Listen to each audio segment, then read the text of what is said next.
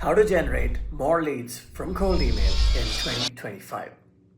My name is Atishay Jain, and in 2024, we generated 14,900 leads worth $29.8 million in pipeline value across 71 of our clients.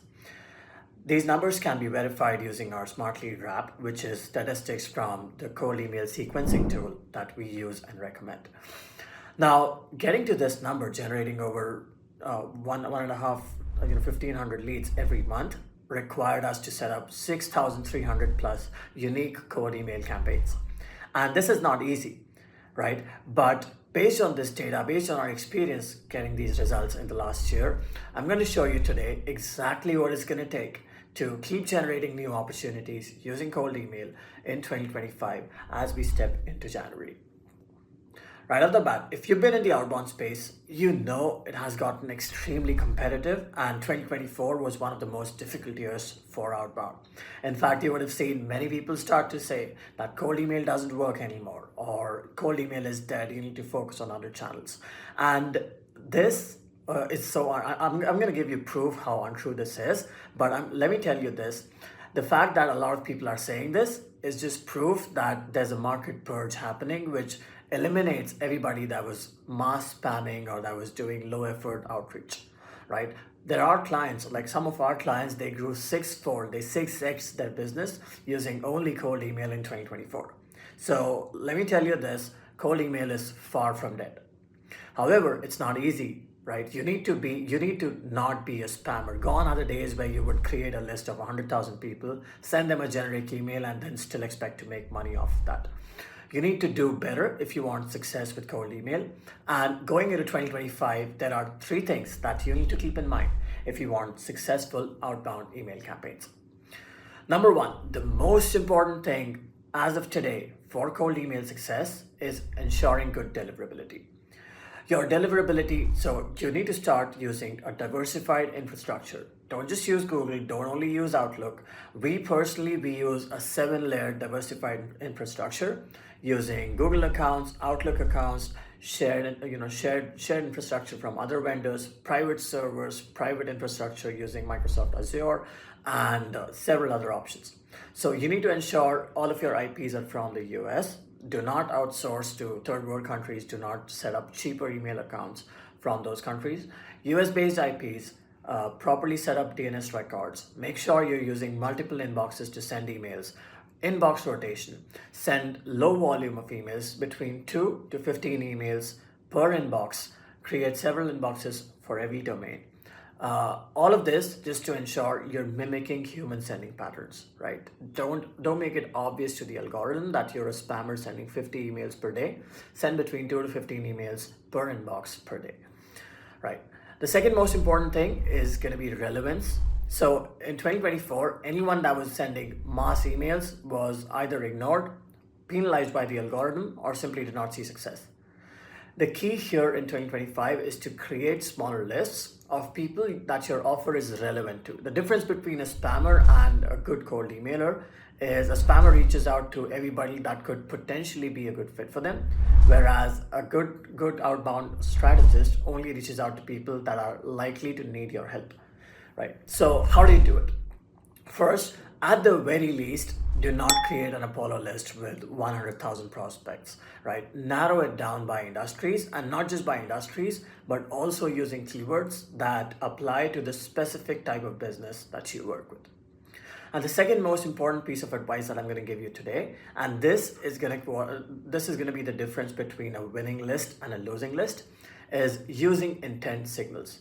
Now, I'm not talking about using intent data that most of these providers try to sell to you, right? Intent data, be it from Apollo, from Seamless, from ZoomInfo, it's absolute horse crap. Do not trust intent data. But when I say intent signals, I'm referring to things like companies hiring new marketing leadership, new sales leadership, companies growing quickly, companies that are using a certain technology, companies with growing presence in certain geographies, companies who've been investing on LinkedIn ads, Google ads, Meta ads, companies that have small TikTok accounts, that have small Instagram accounts. So you want to create lists based on intent signals for your offering. right? And then reach out to these people because one, this intent gives you an opening sentence, a hook to use within your emails. And number two, it also makes sure that these people are more likely to engage with your offer simply because they're more likely to need a help, need a service like yours to help further their business goals. And the third point is with your cold emails in 2025, you want to be less pestering and be offering more value, right? This means no more sending 5 follow-ups every 3 days to someone that hasn't even responded to you. Keep your email sequences short, 1 or 2 emails at most. And if they don't respond to your first email, your second email should be offering value instead of being something like quick bump or did you see this, thoughts and stuff like that. Offer value, offer more context, offer to do a specific free consultation, offer to give them a tangible, a lead magnet with tangible value, offer additional insights, or say something that adds to whatever you said in your previous email instead of just asking them if they saw your email or bumping the email up their inbox. Because frankly, to anyone that has received email, that's just annoying, right? And cold email. I'm going to end this video with one bonus tip, which is creating offers with specificity and creating intro offers. What does that mean? Now, Alex Hormozy, if you watched him, he talks a lot about creating irresistible offers. And these days, pretty much everyone's doing an offer like that, right? You would promise a crazy outcome, slap on an even crazier guarantee. And that makes your offer sound like it's too good to be true. And everybody in this space, if you're sending cold email, everybody's seen those offers. No one really believes them anymore. So what you need to do is you need to build offers with actual attainable outcomes. You need to make the offer specific. For example, instead of saying we'll help you grow your business or we'll help you add $1 million to your business in the next year, what you want to say instead is we will help you double your conversion rates within the next 3 months by improving website speed, doing XYZ, or we work for free.